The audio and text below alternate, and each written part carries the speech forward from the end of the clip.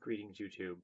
A while back, I did a character portrait for a character named Samuel. He was a ghost, and I think I used the Steampunk OGL book, which allows people to play ghosts, but it's not the only system that allows a person to play a ghost or a spirit of one degree or another. Some having no physical manifestations and having to buy abilities to interact with the real world, and some being semi-tangible and having to buy more ghost powers in the other direction. Regardless, um, it got me thinking. Now, Samuel was murdered by his stepmother, um, and he doesn't know his real name. Samuel is the name that was on the back of a ship that he saw going away from him as had been tossed into the ocean to die. Uh, and he needs to find his family, or he wants to find his family, but he doesn't know if it's been a year, a decade, or a century. So he's just trying to go back to the family fold and, of course, reveal his stepmother for the murderer that she is. Or is that murderess? That's gendered. Is murderer neutral? Gender neutral? I don't know. Somebody tell me that. Now that got me thinking. Can a ghost testify to their own murder? Can they actually be legitimately entered into a court proceeding that allows the testimony of witnesses? Because some judicial systems don't. Some of the more primitive ones are pretty much maybe they listen to the plaintiff and the defendant, and that's it. And then somebody makes a judgment call. It could be a king or a lord, or even the more advanced might have a tribunal or a council of some kind. But some would allow testimony. And for the more advanced systems that do allow testimony, would a ghost be allowed to testify? And even if it's a more primitive one where it's just a plaintiff and the defendant, would that system allow a ghost to testify either? Now, a person that's struck in the head, for example, does not actually remember the last moments before the blow. So if anybody gives you exacting details of every single thing that happened up to the blow that they say knocked them unconscious, they're bullshitting you. You can ask my friend Skull, who was hit by a car while riding a bike. He doesn't remember the accident. He's driving along, and the next thing he knows, he wakes up under medical care. I don't remember if he woke up in the ambulance or at the hospital. But the reality is he doesn't remember that. He doesn't necessarily want to. It was probably a very traumatic experience. He didn't enjoy it much, I'm sure. I know I wouldn't have. And I've been in a car accident, and I remember almost all of it. And I only blacked out after the fire department got there. I actually remember them beginning to taking me out of the car process. The only part I don't remember is them taping me down my head to keep it immobile. Because when I woke up at the hospital and they untaped my head, I'm like, when did they tape my head? So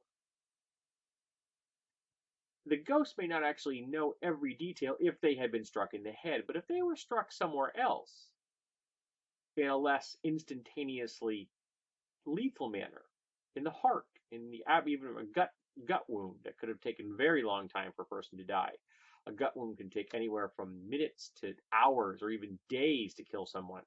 So that could be a really unpleasant way to go, but it would give you ample time to know who it was that injured you mortally. Could they testify in court? Or would the judge basically be saying, well, they're dead, they don't function within the legal system any longer?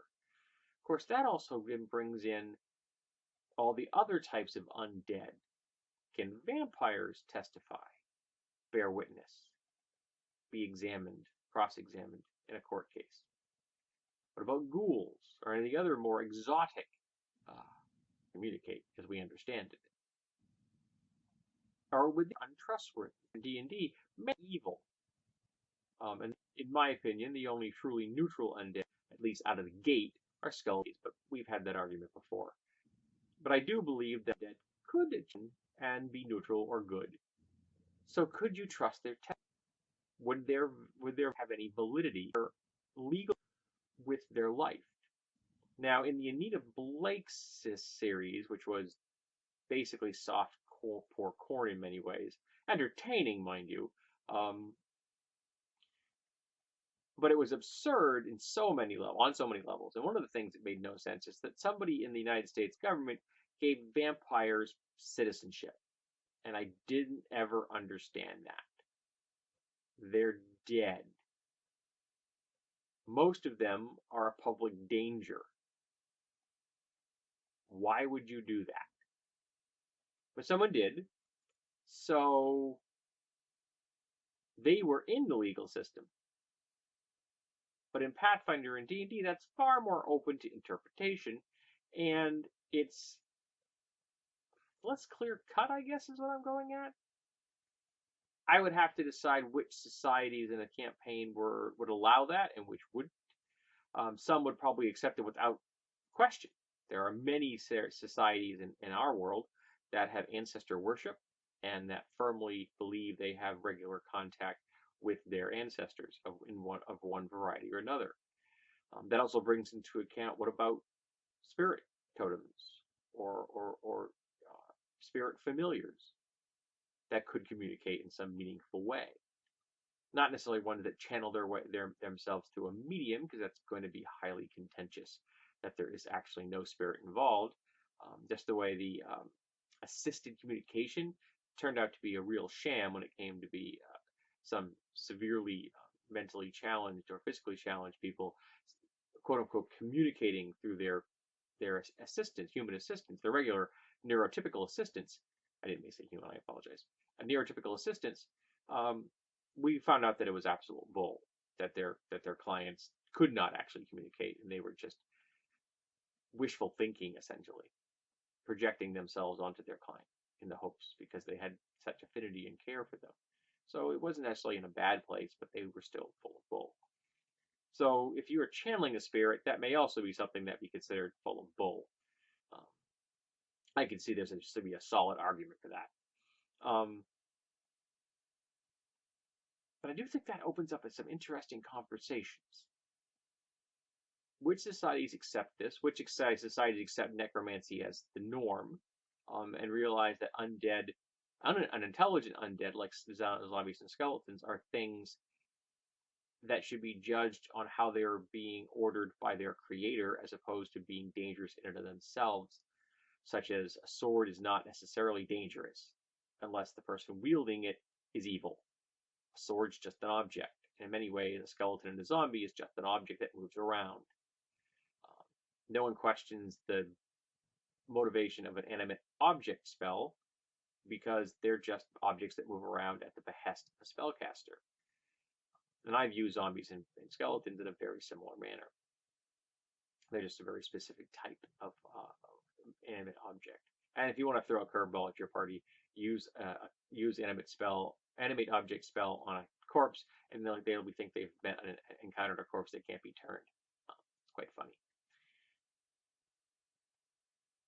So I don't have an answer here.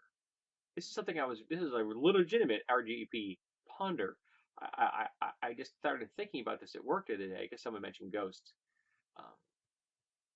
Why we had a machine that wasn't working or did work or something, and my mechanic said maybe it's ghosts, which is as good a justification for why the machine wasn't working as any other.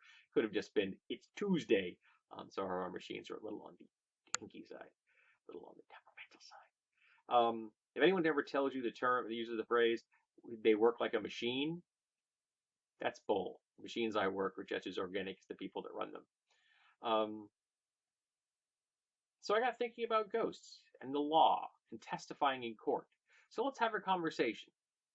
Can ghosts and intelligence undead testify in court? Is it a case-by-case basis, or is it absolute and utter hogwash that it should be even considered? I don't have a strong opinion on this at the moment. I'm open to listening to what people have to say. So let's get to the heart of the matter.